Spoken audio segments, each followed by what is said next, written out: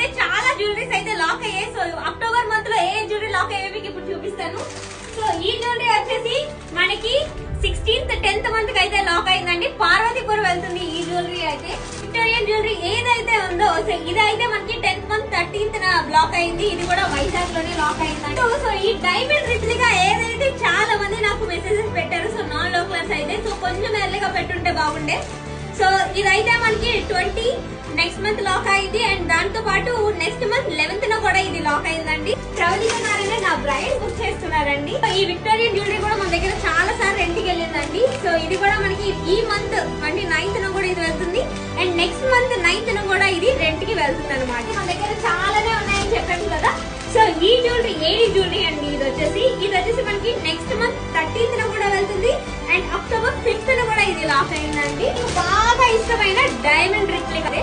So October 23కి ఇది lock అయిందండి. ఇది కూడా వైజాగ్ లోనే లాక్ అయింది. చూస్తున్నారు కదా మీ ఫేవరెట్ జ్యువెలరీ.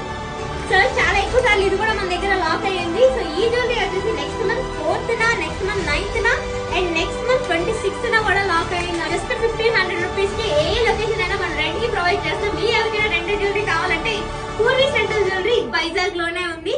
సో మీ ఎవరికైనా కావాలంటే డైరెక్ట్ స్టోర్ విజిట్ అయినా చేయొచ్చు. లేదా మీరు కాల్ చేసి మీ లొకేషన్ కి జ్యువెలరీ పంపించే బాధ్యత మాది.